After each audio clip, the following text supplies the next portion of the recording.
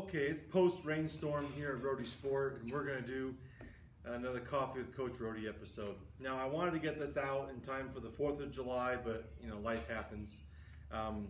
Actually had a recording error, and then I just didn't have time to redo the video. Interestingly enough, I did the original recording with this coffee, the Freedom Roast from Black Rifle Coffee Company, and they highlighted this one quite a bit during the 4th of July, so that was kind of if I had timed it up, would have been nice. Today we're going to look at this coffee, and then this mug from 1776 United is their Declaration of Independence mug, okay?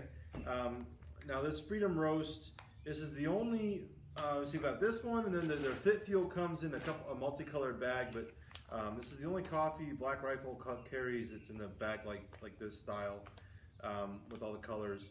It's a medium roast, and I don't have a whole lot to say about this one other than that it is middle of the road, very neutral, not too acidic, very clean cup, medium roast coffee. It's going to please everybody from grandma and grandpa who want diner coffee to the coffee snobs wearing thick rimmed glasses with no lenses. Right down the middle, nice clean cup of coffee. Then this mug here, the Declaration of Independence mug, it's nice. It got, on the front here, we'll do pictures. In Congress, July 4th, 1776, and you got all the signatures on there. Okay, first page of the Declaration. And it's on the website, I thought it was going to be a little more of a translucent color. It's quite black, really.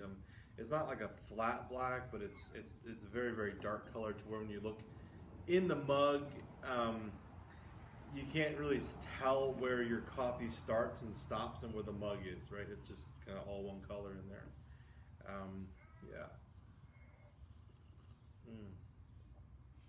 Yeah, nice bright middle of the road from that Freedom Roast coffee there. So what we're gonna do is this mug ships with a surprise sticker in the bottom of the mug, okay? And what I'm gonna do is the first order I receive after this video is posted, the package is gonna ship with this sticker, which would be a surprise, and one of our Rodhe Sport stickers. So you get 2 stickers in the package. Okay, topic for today I want to cover. Adapting to new coaches, adapting to the college, going from high school to college, or going from coach to coach. Sometimes you get different coaches in college or in high school, and then also adapting from college into, if you keep training, into a professional coach or whatnot. This also would pertain to, you go home for the summer from college and there's a local coach or a high school coach you want to work with over the summer, and that's different than the coach you work with at school. This stuff kind of pertains to that, all right? Now, everybody can teach you something, even if they serve a bad example, okay? That's a quote from Brian Oldfield. And I've come across a lot of young generation throwers, high schoolers and college kids who don't know who Brian Oldfield is. If you don't know, Wikipedia, YouTube, please look and see who Brian Oldfield was and what he means for our sport, okay?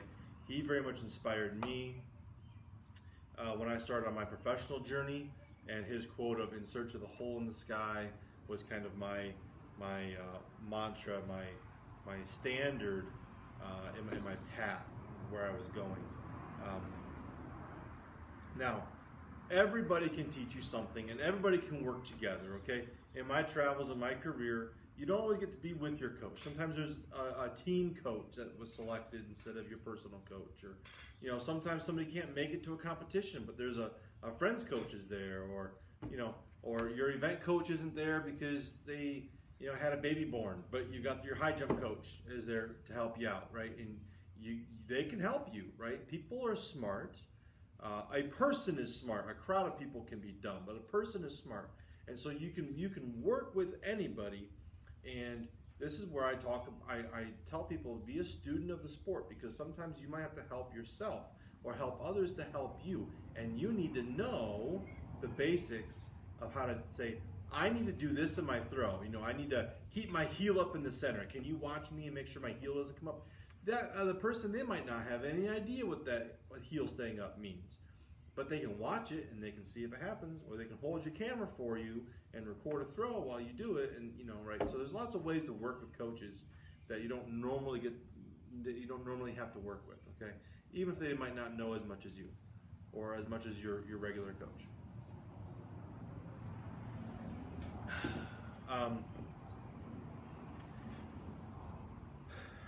Now, different systems. Okay, you might work with one coach in high school or in college, and they have a certain system, and then all of a sudden you go away to college, and you have to work with a coach that has a completely different system and different lingo and different exercises. And okay, wherever you're at that time, you have to commit to that system. You have to commit to that coach, no matter what is on the outside, right? That trust relationship. You have to find, even if you don't agree with everything they're saying, or you have an issue in terms of like injury compatibility, right? Like the training gets you injured a lot. You've got to open up the lines of communications with that coach. You're responsible as the athlete, and you need to find a way to talk with the coach and find out what exactly they need, what they want, and what you should be doing in training, and then execute it, and then ask if you executed it properly, okay? And don't be a pain in the ass about it, okay? I've had athletes where I tell them, like, talk to me, give me feedback, right? And let's be on the same page. And then before I know it, they're like telling me how many Cheerios they have for breakfast, and how many times they went around their wrist for taping their wrist, and that's an exaggeration. But the point is, be respectful to the coach, have open communication, but don't bog them down. Don't be a high maintenance athlete. Okay, that's one of the first ways to turn a coach off, is to be a high maintenance athlete. I'm going to talk to the college kids and the high school kids again here. Open your ears more than you open your mouth. Okay, if somebody wants to come train with me as a post-collegiate, they have to train with me for an entire year before they get to ask a question. Okay, it's a new policy I'm gonna start. You got to train a whole year. You got to work a whole year before you get to ask a question about the training. Just do the work, okay? And when you close your mouth, you open your ears and you open your eyes, you'll be amazed at how much you can really pick up from learning, watching other people work, watching other people talk and work with others, okay? Listen and watch first, open your mouth second. Let's see what else. And then open communication again, right? So you've got two coaches that you like to work with, okay? And sometimes coaches get along great. Sometimes coach doesn't care. It says, yeah, go home for the summer. You work with the coach, no problem, whatever. And sometimes coaches get a little bit, I don't want to say territorial or bent out of shape, but every coach wants the best for their athletes, okay? And at a very minimum, every coach wants their athletes to perform well so that they look good, and so they can, maybe move up in the ranks or get more accolades. Okay, at the very least, they want you to perform well because it looks good for them, looks good for the school. Okay, so don't think a coach is out headhunting you and doesn't have your best well-being in mind. Okay, so in the event that you have some tension between two coaches that you like to work with, okay, you have to just go with your gut feeling and do what is good for you, okay? I prefer open communication and even open lines of communication between coaches, right? Like I said, you can learn something from everybody. Everybody has something to teach you. Even if you take just one little nugget, one little grain of rice, you can apply that to your future. If you're a summer coach or you're an online coach and that athlete goes away to college for the year, okay, and they're in active season, step back. Let that athlete be with the college coach, okay? They're at college, it's the team, they're being coached by the university. If you work something out between yourselves as a partnership, that's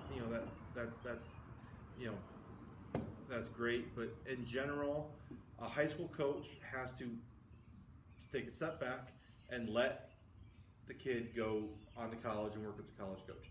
A parent has to take a step back and let the high school coach work with the kid. They have to take a step back and let the college coach work with the athlete. Okay, when the athlete is ready to move on, the coach, the parent should be prepared to take a step back and let them be on their own and figure things out with the new coach. Even if you think that coach is not as knowledgeable or isn't doing things the way that you would, you have to let the athlete go down that path themselves, and because it's a learning experience, right? And they're going to become a student in sport, learn how to help themselves, learn how to work with others, and that's all part of the process. And it's about people. The best thing about track, the best thing about throwing is the people. And it's not about necessarily how far you throw or how much you're lifting. It's about the networking. It's about the relationships and the stories, okay? And so when athletes go through transitions, when coaches go through transitions from school to school, we can't let the performances and the programs get in way of the relationships, okay? You have to maintain those relationships, because that's the heart of track and field, right? We're the best people in the world in this sport, and we need to keep talking to each other, need to keep sharing information, and not get our feathers ruffled from one little instance of an athlete saying, hey, I think another idea might be better, or I want to go work with somebody else, or I want to go to a track camp. I want to go to this clinic. Can I go? And a coach says, oh, I don't think that's a good idea, or whatever. But yeah. To sum it all up, don't get offended so easily. And that's another comment for the young kids, right? Don't get offended. All right.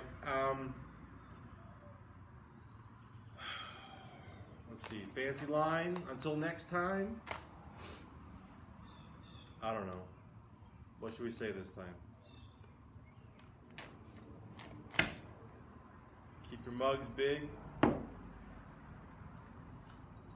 and your coffee collection plentiful.